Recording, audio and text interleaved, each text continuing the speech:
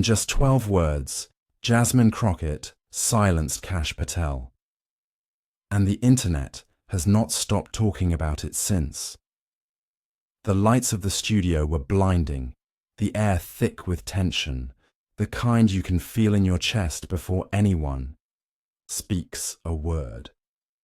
Kash Patel leaned forward in his chair, smirking, his voice dripping with condescension as he launched another attack. His words weren't just political barbs, they were personal jabs, sharpened to wound. The audience shifted uncomfortably. Some chuckled nervously, others stared in disbelief, as if watching a car wreck in slow motion. Patel thought he had the floor. He thought he owned the room. With every syllable, he puffed himself up larger, weaving a narrative that painted himself as untouchable. He reveled in the moment, his confidence swelling as the cameras captured his every gesture. It was arrogance on full display, and he was certain that arrogance would carry him to victory. But then, in an instant, Jasmine Crockett cut through the noise. She didn't raise her voice. She didn't flinch. She didn't need to. Her words were precise, sharp as glass, landing with such force that the room froze. Patel's smirk faltered. The audience gasped audibly, some leaning forward in their seats as though they couldn't trust their ears. Her comeback wasn't rehearsed, wasn't scripted. It was raw truth delivered with composure, the kind of line that pierces through the fog of political theatre and lands like a thunderclap. In those few seconds, the balance of power shifted entirely. Patel, the seasoned brawler who had entered, the debate brimming with bravado, now sat blinking in stunned silence, stripped of his armor by a single sentence. On social media, the clip was destined to explode, the kind of moment replayed, remixed, turned into memes and rallying cries. But in the studio, there was only silence, heavy, electric silence. You could feel the weight of it, the recognition that something extraordinary had just happened.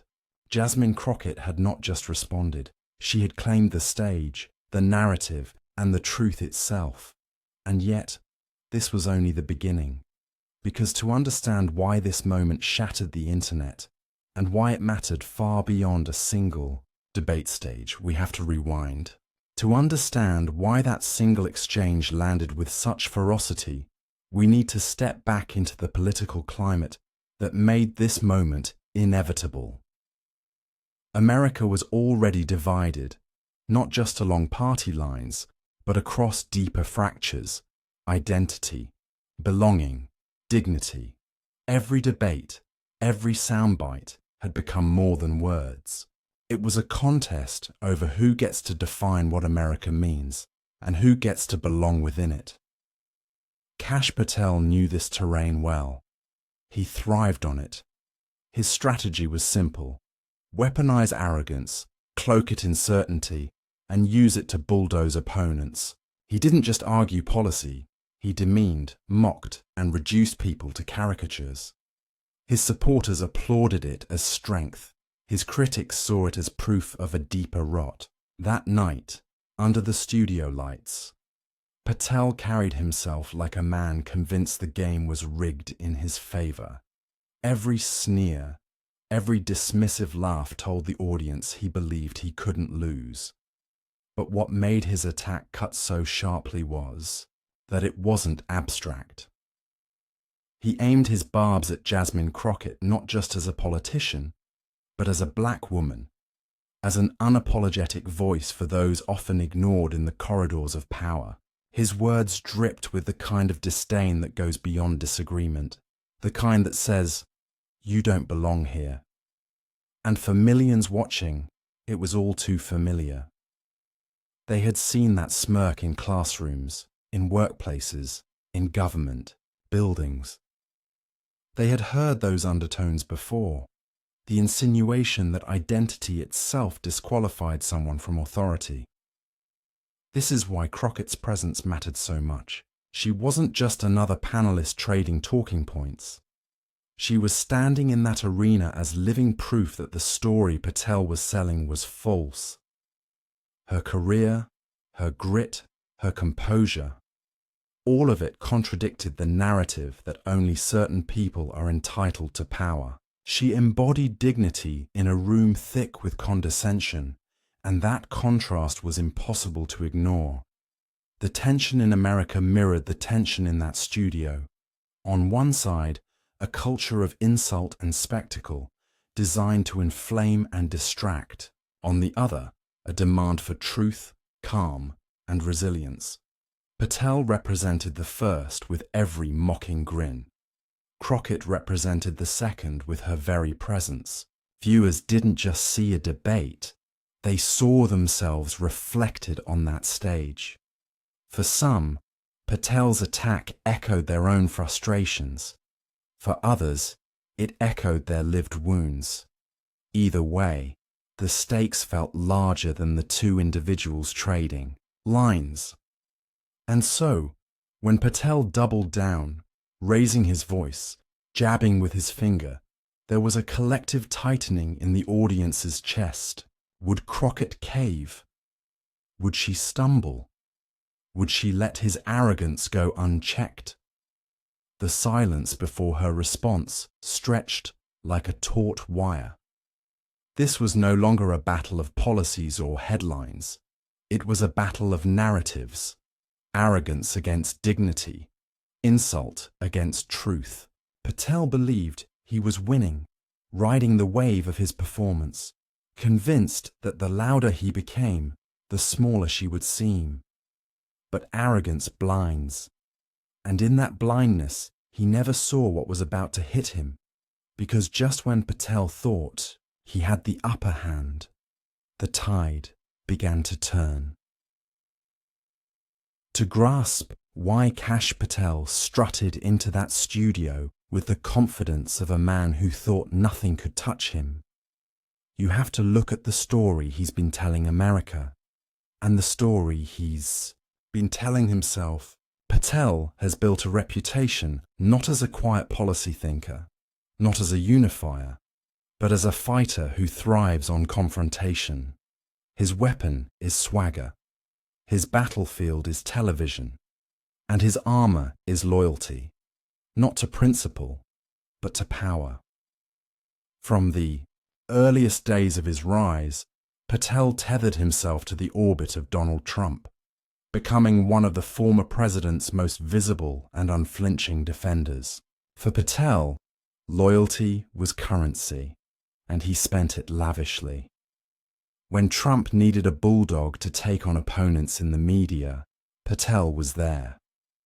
When there were baseless claims to amplify or political enemies to smear, Patel leaned into the camera and delivered with that trademark grin. He learned quickly that in today's politics, arrogance sells, and Patel was more than willing to sell it. Over time, his persona hardened into something almost theatrical. He wasn't just debating policy, he was auditioning for the role of villain, embracing every chance to mock, to belittle, to cast himself as the man who would say what others were too afraid to say, and his fans loved him for it. To them, he was the voice that broke through what they believed was elite hypocrisy. To his critics, though, Patel wasn't breaking through anything. He was dragging the conversation deeper into the mud. Controversy followed him like a shadow. From his work on the Trump impeachment defense to his involvement in pushing conspiracy theories about the so-called deep state, Patel became synonymous with the politics of division. The more outrageous the claim, the more attention he garnered. And attention, after all, was the point. He relished it. He soaked it up. He wore it like a crown. But arrogance has a way of distorting reality. To Patel, every camera lens was a mirror reflecting back the image of a man who could not be beaten. Every sneer, every smirk, every sarcastic jab was more than a tactic. It was a performance, a way to dominate the room. He mistook volume for authority, swagger for credibility, and in his mind it worked. Again and again, his opponents stumbled as he drowned them out, smothering their arguments under waves of insults and bravado. This was the Kash Patel who walked onto that set. Not just a man with opinions, but a man convinced that confrontation itself was victory. He thrived on rattling opponents, watching them falter, watching them scramble for footing. He believed that arrogance was strength, that condescension was strategy. In his world, winning wasn't about truth or dignity. It was about spectacle. And yet, underneath the surface, contradictions festered. For all his confidence, Patel's credibility was fragile. His career was dotted with moments where truth bent under the weight of his loyalty. His arguments often collapsed under scrutiny, his bluster masking a lack of substance. But arrogance has a way of hiding fragility, even from the man himself, and so Patel strutted into the studio that night, puffed up by years of playing the villain, certain that once again his sneer and his volume would carry the day. He believed the stage belonged to him. He believed Jasmine Crockett would be just another opponent steamrolled beneath the weight of his performance. He believed the same arrogance that had served him before would serve him again. But arrogance is a dangerous foundation to stand on, because arrogance has a fatal flaw. It blinds you to the storm that's about to hit.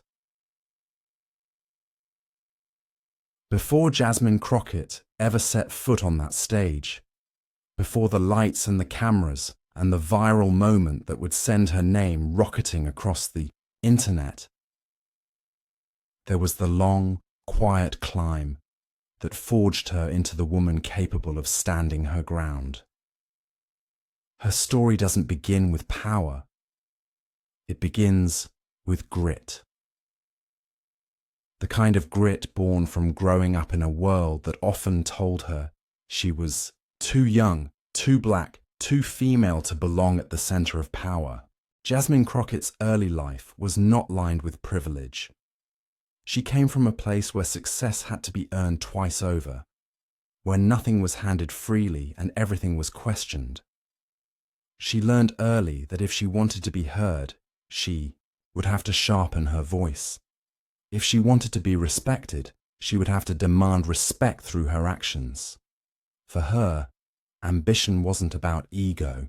It was about survival, about making space in rooms that weren't designed to include her. Her path led her to law, not the kind of corporate law that pads bank accounts, but the kind that placed her in the trenches, standing up for those who had been silenced. She fought for people whose names would never appear in headlines, but whose lives were forever changed by whether they had a lawyer willing to fight for them. That fight hardened her, but it also humanized her. She saw injustice up close, not as an abstract talking point, but as a daily reality. She saw the fear in the eyes of clients who didn't trust the system to treat them fairly.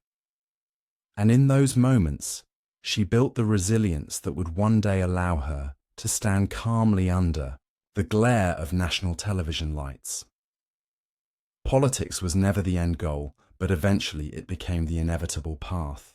Because when you spend years confronting injustice, when you see how laws can crush or liberate, you realize you can't just fight case by case. You need to fight the system itself. So Jasmine Crockett entered politics not as a career move, but as an extension of that fight. And with her came the same determination, the same refusal to be cowed by arrogance or intimidation. Her style was unmistakable. Fearless, yes, but also composed. She never mistook volume for strength. She never confused cruelty for cleverness. In a world that rewards bluster, she chose clarity. In a culture that prizes arrogance, she chose dignity. And those choices made her stand out. Her colleagues respected her, even when they disagreed. Her supporters saw her as a fighter who carried not just her own story but theirs. She became a symbol of resilience, someone who showed that you could push back against the machine without losing yourself in the process. But what makes her story powerful is not just her victories, but her scars. She faced ridicule, doubt, and open hostility. She was told, "You're too much," or "You don't belong here," more times than she could count. Each insult was meant to shrink her, to press her back into silence. Instead, each one became fuel. Every dismissal hardened her resolve. Every attempt to diminish her only clarified her purpose. Where others might have folded under the pressure, she sharpened herself like steel under fire. This was the Jasmine Crockett who entered that studio. Not a rookie overwhelmed by lights, not a politician chasing sound bites, but a woman who had walked through storms and learned to keep her balance no matter how fierce the wind. Her calm wasn't naivety, it was earned. Her confidence wasn't arrogance, it was survival. So when Patel smirked and leaned forward, when he raised his voice and thought he could rattle her, he was not facing a novice. He was facing a woman whose entire life had prepared her for this confrontation. He was facing someone who knew what it meant to stand in the fire and remain unburned. The audience in that studio may not have known all of her history, but they could feel it in her posture, in her stillness. Viewers watching at home might not have known every detail of her background, but they could sense it in the way she refused to flinch. That sense of rootedness, of a life lived in struggle, of dignity carried like armor, radiated from her. It was the kind of presence that can't be manufactured. It has to be earned moment by moment through 1,000 smaller battles that never make the headlines. And when the cameras rolled that night, every struggle she had endured prepared her for this exact moment. The debate was supposed to be orderly, a structured exchange of ideas. But once Kash Patel took the microphone, it became something else entirely. A performance, a spectacle. He leaned forward, his voice growing louder with each passing sentence, not to persuade, but to dominate. His words were less about policy and more about humiliation. He interrupted, cut off, and talked over. He wasn't debating. He was circling, jabbing, pressing forward like a fighter in the ring convinced his opponent had no chance of striking back. The audience could feel it. The tension in the studio thickened with every sneer and sarcastic laugh. Patel's tone was sharp, aimed not only at Crockett's arguments but at her very presence. "You're out of your depth," he jeered at one point, a smirk tugging at the corner of his mouth. The remark wasn't just dismissive, it was designed to sting, to remind her and everyone watching of the hierarchy he believed was natural, the one where he sat above and she beneath. Crockett, however, didn't bite. She didn't flinch. She sat composed, her posture steady, her eyes fixed, waiting. Her silence wasn't weakness, it was patience. While Patel threw haymaker after haymaker, she absorbed them like a boxer letting the opponent punch themselves into exhaustion. Each time he raised his voice, her stillness became more pronounced, more striking. The contrast was impossible to miss. Patel sweating with aggression, Crockett cool with restraint. "Why don't you answer the question?" Patel pressed, his volume climbing higher. "Is it because you don't have an answer, or because you don't even understand the issue." His words dripped with contempt, each sentence aimed to push her off balance. He gestured wildly, stabbing the air with his finger as though he could puncture her composure by force of will alone. But the more Patel raged, the more the audience shifted. Some crossed their arms, uneasy with his tone. Others exchanged glances, silently asking the same question. How long could Crockett take this before she snapped? The atmosphere felt like the final rounds of a fight, when the crowd leans forward, sensing that something dramatic is about to happen. Crockett finally leaned in slightly, as though signaling she was ready. The room seemed to tighten around that motion. Patel, drunk on the sound of his own voice, didn't notice. He pressed harder, layering insult upon insult, believing he was cornering her, believing she had no escape. But in reality, he was the one walking into a trap of his own making. The anticipation became almost unbearable. The audience wasn't just watching a debate anymore. They were waiting for the inevitable clash. They could feel Crockett holding back, waiting for her opening. And like a skilled fighter, she knew the exact moment to strike. Then came the moment that silenced the studio and ignited a firestorm across America. The studio lights seemed to burn hotter in that instant. Patel was still mid-sentence, leaning forward, his voice cracking with the strain of shouting, when Jasmine Crockett finally moved. She didn't raise her voice. She didn't match his anger. She simply leaned closer to the microphone, and with a calmness that sliced through the chaos, she spoke. "Mr. Patel, you've spent the last 10 minutes proving one thing. The louder you yell, the less substance you actually have." The words hung in the air like a sudden stillness after a storm. For a heartbeat, no one moved. Patel's mouth opened, but nothing came out. His smirk collapsed into a blank stare. The audience froze, some gasping audibly, others breaking into nervous laughter, unsure if they were even allowed to react yet. Crockett didn't stop there. She continued, her tone steady, her cadence deliberate, each phrase like a scalpel cutting deeper. "You call yourself a truth teller, yet every claim you've made tonight has been debunked. You brand yourself a patriot, but your loyalty lies not with this country's values, but with one man. And you accuse me of being unqualified. Sir, I've lived every day of my life fighting for people you pretend don't even exist." The audience erupted.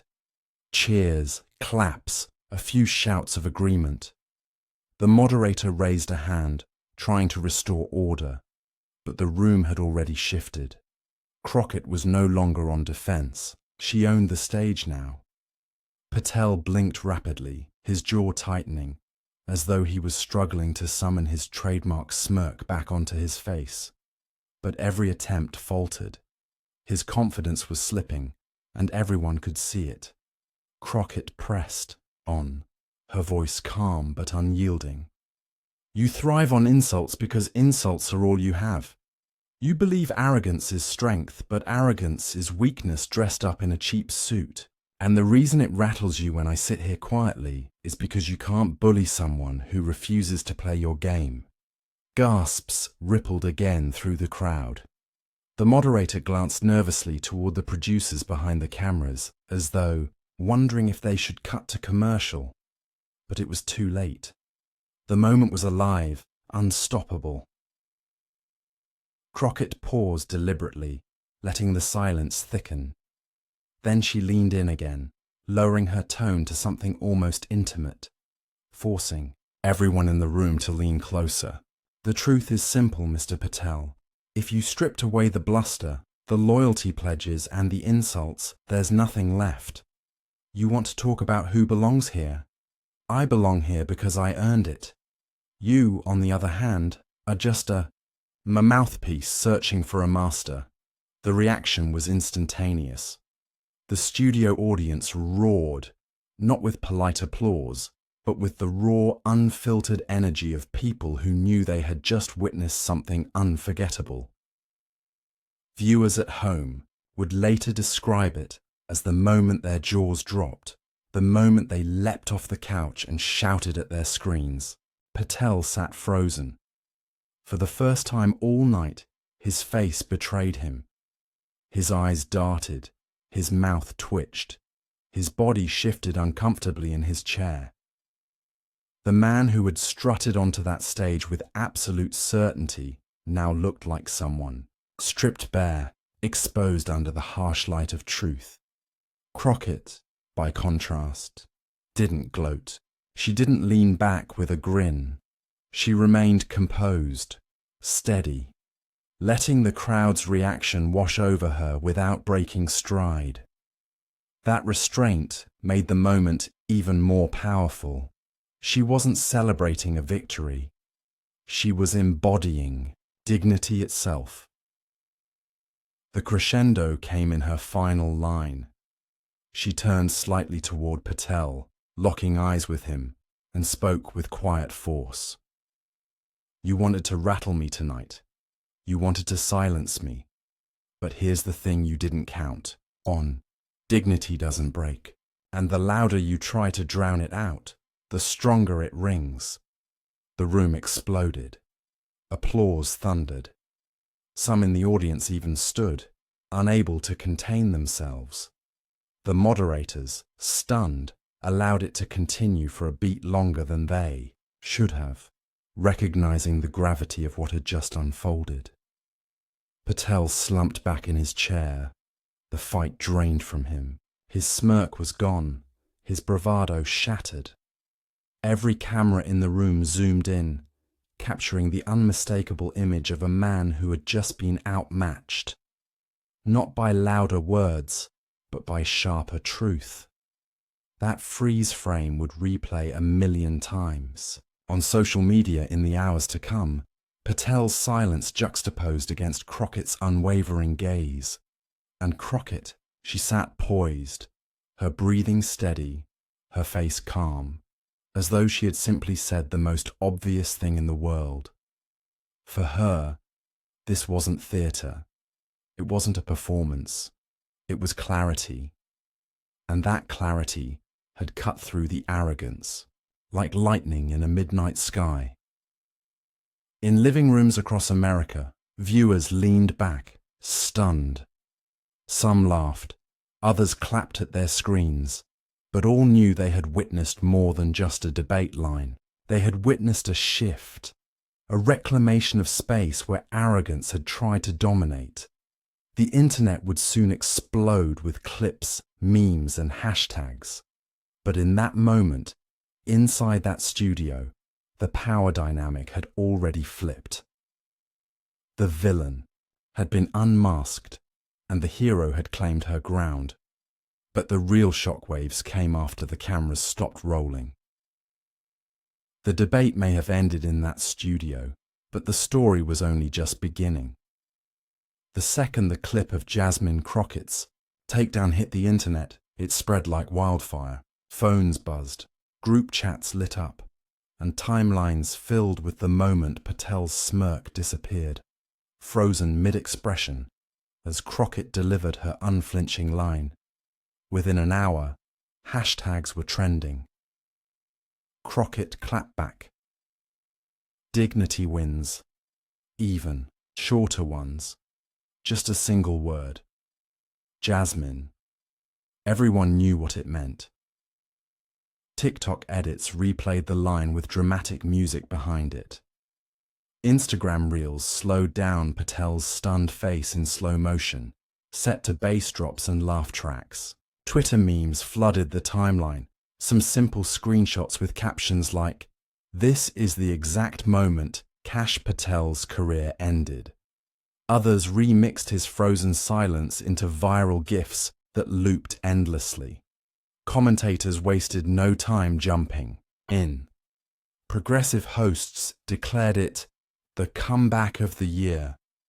Even typically measured journalists admitted they couldn't remember the last time a single line shifted the energy of a debate so completely. Cable news replayed the moment on loop, dissecting Crockett's poise and Patel's collapse as though analyzing a championship fight. But it wasn't just pundits. Celebrities joined the chorus. An award-winning actor tweeted, "Jasmine Crockett just gave us the masterclass in dignity we didn't know we needed." A Grammy-winning musician posted a video reacting in real time, shouting at the screen before bursting into laughter. Influencers stitched the clip with their own commentary. This is what happens when you try to outsmirk a queen. Meanwhile, Patel became a punchline. Late-night hosts dedicated entire monologues to his frozen expression. One joked, "For once, Kash Patel was speechless, and America loved every second of it."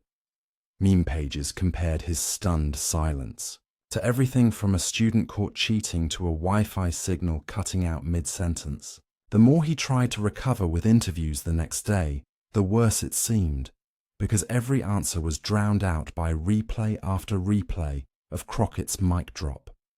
For Crockett, though, this was more than virality. She became a symbol. Comment sections filled with messages from viewers who felt personally validated. "As a black woman, I felt seen tonight." That's how you respond to arrogance, with dignity. She spoke for all of us who've been talked over. Each comment layered onto the sense that this wasn't just a political debate, it was a cultural moment. And beyond validation, there was pride. Parents shared the clip with their children. Teachers played it in classrooms as an example of composure under pressure. Community leaders quoted Crockett's final line in speeches. What had begun as a debate exchange now carried the weight of a rallying cry. But the ripple effects weren't just cultural, they were political.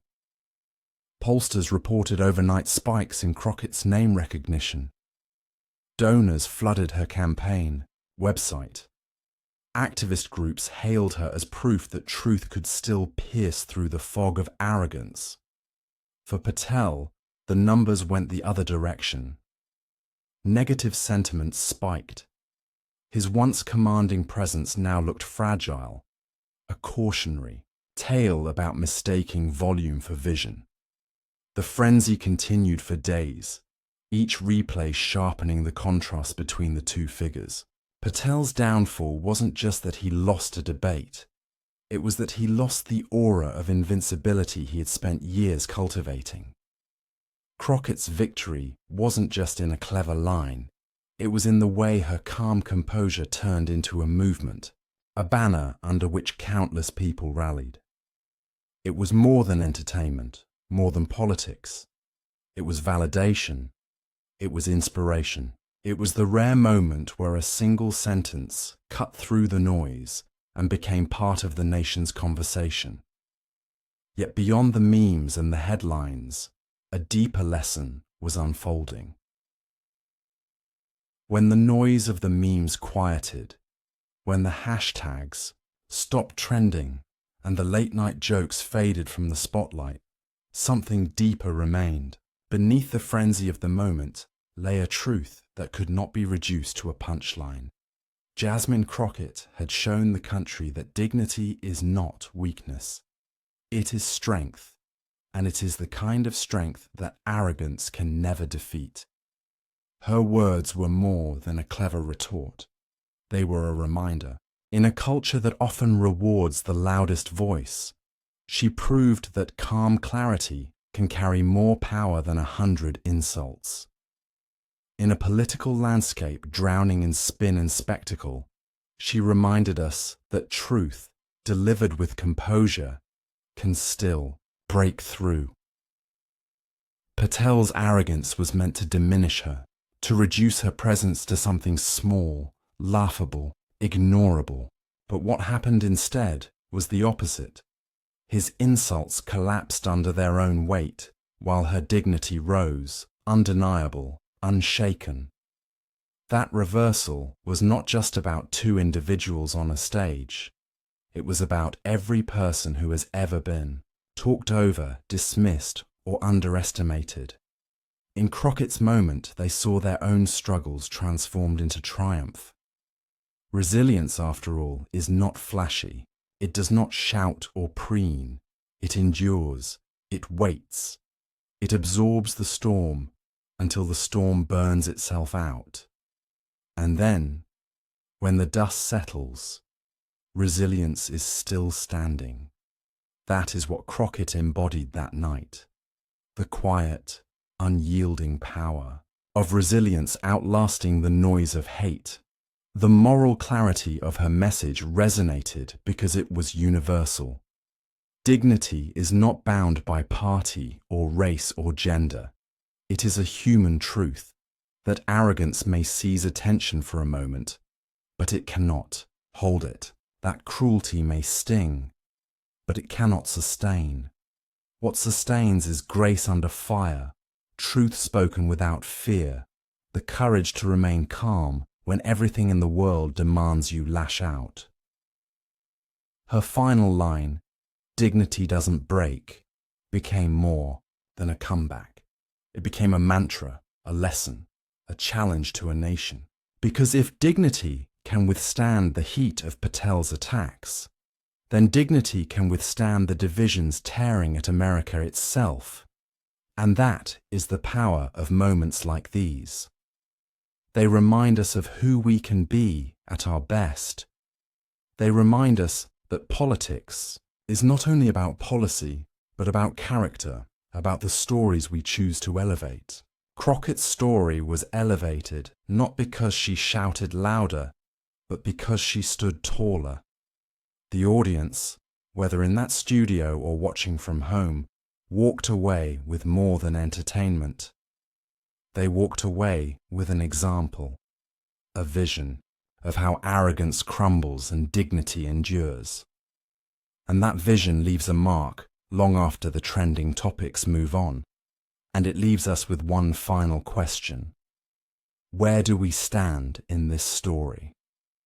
That night was more than just a clash on live television. It was more than a war of words between Kash Patel and Jasmine Crockett.